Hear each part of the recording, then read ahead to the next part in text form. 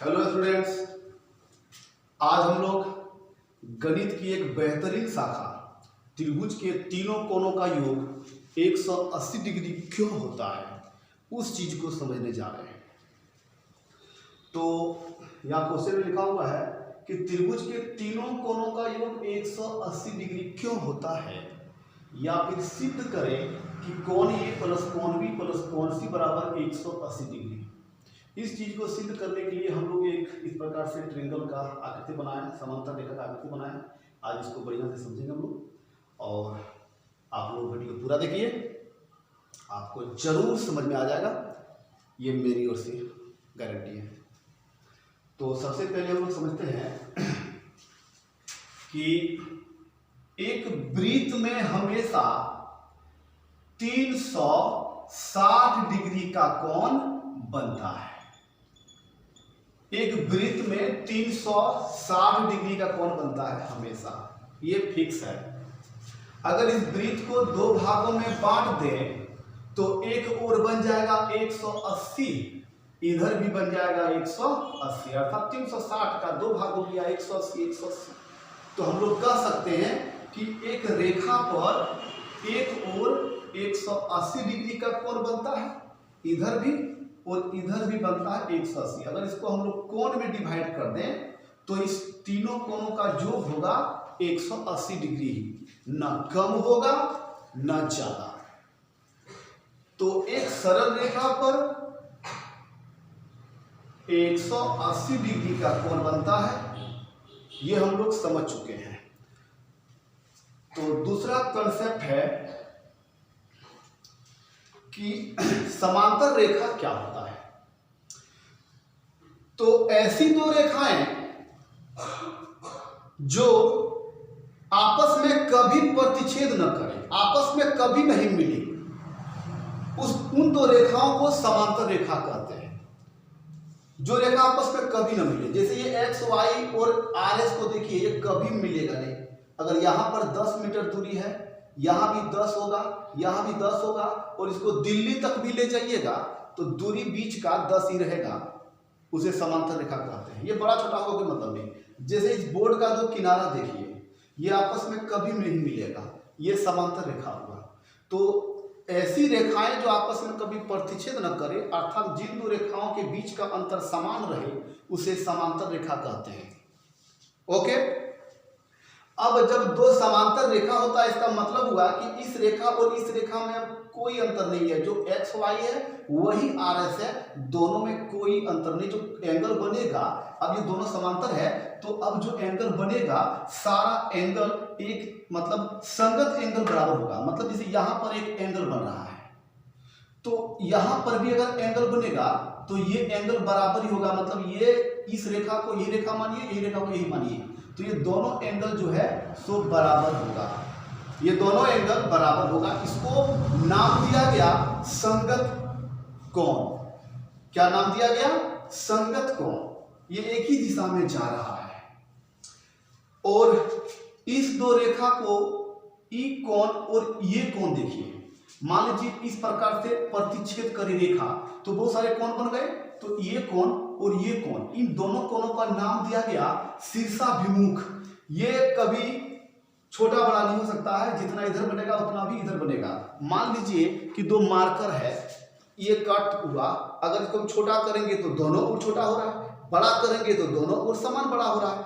इसका मतलब हुआ कि इसको हम लोग शीर्षाभिमुख कोण कहते हैं, और शीर्षाभिमुख कोण जो है वह कभी भी छोटा बड़ा नहीं होता है, हमेशा बराबर होता है। ये फिक्स है, एकदम बड़ा हो छोटा हो ऐसा नहीं होगा। शीर्षाभिमुख, यहां भी शीर्षाभिमुख हुआ ये कोण और ये कोण, ये भी केजी के साथ कट रहा है, तो ये कोण और ये कोण बराबर हुआ। तो मान लीजिए इस ये कोण एक है तो ये भी कोण एक होगा। अब देख लीजिए ये कोण और ये कोण में कोई अंतर ही नहीं है, तो ये कोण एक है तो ये भी तो एक होगा। तो मतलब ये कोण बराबर ये कोण हो गया, संगत कोण बराबर हो गया। तो ये कोण बराबर ये कोण है, तो ये कोण बराबर भी तो ये कोण हो गया, ये दोनों कोण भी तो बराबर हो गया। इस कोण का नाम हुआ एकांतर कोण। इस कोण का नाम हुआ एकांतर कोण। एक इधर जा रहा है नीचे की तरफ, एक ऊपर जा रहा है, ये भी कभी आपस में नहीं मिलेगी, ये भी समांतर ही बनेगा। फिर इस कोण का नाम हुआ एकांतर कोण। ये दोनों कोण बराबर ही होगा। फिर देखिए इसको भी देखिएगा और इसको भी देखिएगा, तो ये एकांतर है, तो ये कोण और ये कोण भी एकांतर है। ये इधर जा रहा है, ये इधर जा रहा है। तो इस तरह से हम लोग कह सकते हैं कि अगर समांतर रेखा बने तो उसके एकांतर कोण बराबर होते हैं। मतलब कोण ए और ये बी, एक और बी ये बराबर होगा और 2 और सी बराबर होगा। तो यहां पर लिखिए कि माना कि एम एन समांतर पी क्यू है। एम एन और पी क्यू दो रेखा समांतर है। तो हम लोग इसके पहले जान चुके थे कि एक सरल रेखा में एक और 180 डिग्री कोण हमेशा बनेगा। जब एक वृत्त में बनता है 360 तो आधा बनेगा 180, चाहे कितनों कोण से बांट दें, सारे कोणों का योग होगा 180। तो यहां पर देखिए क्या क्या कोण बन रहा है इस एम रेखा पर। 1 + a + 2। देखिए ये 1 लिखिए, चाहे कोण a लिखिए, इसको भी कोण दे दीजिए, और इसको भी कोण 2 लिखिए। इसका योग 180 ही होगा। एक सरल रेखा में 180 डिग्री का कोण बनता है। अब देखिए क्या करना है कि कोण 1 है और कोण b है, ये तो बराबर होगा, एकांतर कोण है। हम पहले बता चुके हैं कि ये एकांतर कोण है, ये तो बराबर होगा। अर्थात कोण 1 और कोण b हमारा बराबर होगा। ये होगा एकांतर कोण। अंतर एकांतर बोलिए, एकांतर कोण है। एकांतर कोण है। ये कोण और ये कोण हमेशा बराबर होगा। जो कोण 1 का मान होगा वही कोण b का मान होगा। ठीक है। उसी प्रकार से आप देखिए कि कोण 2 बराबर कोण c होगा। कोण 2 लिखिए और कोण c लिखिए, ये भी बराबर होगा। ये भी आपका हो गया एकांतर कोण। एकांतर कोण हो गया। ये भी दोनों बराबर होगा, कोण 2 और कोण c, कोण 1 और कोण b बराबर होगा। अब फिर देखिए यहाँ पर चूंकि चीज दे दीजिए। फिर देखिए कि हम लोग कोण 1 प्लस कोण a प्लस कोण 2, ये तीनों का मान कितना था? 180 डिग्री था। अब देखिए कोण 1 कोण b के बराबर है, तो कोण 1 के बदले हम लोग कोण b भी लिख सकते हैं, काहे दोनों बराबर है। तो 1 बराबर b है, तो हम 1 के बदले b लिख दिए, दोनों बराबर था तो कोण 1 की जगह b लिख दिए। कोण a को छोड़ दीजिए, कोण a को छोड़ दिए। कोण 2 जो है, अब देखिए यहाँ पर कोण 2 और कोण c बराबर है, ये भी एकांतर कोण है, तो कोण 2 के बदले कोण c लिख दीजिए। चलिए कोण c लिख दिए, तो कितना हो गया? 180 डिग्री हो गया।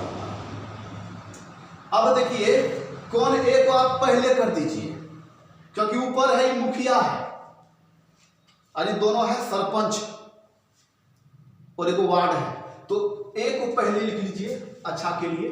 कोण ये पहले लिख दिए, मुखिया है। चलिए उसके बाद कोण b को इधर लिख दीजिए और कोण c को उसके बाद लिख दीजिए। तीनों को देखिए 180 डिग्री हमारा हो गया। तो इस प्रकार से हम कह सकते हैं कि त्रिभुज के तीनों कोणों का जो 180 डिग्री के बराबर होता है। आई होप आपको सारी बातें समझ में आई होंगी। अगर फिर भी कुछ हमें अधूरा रह गया है आपको समझाने में, तो आप प्लीज कमेंट्स कीजिए, हम आपको जरूर बताएंगे। धन्यवाद।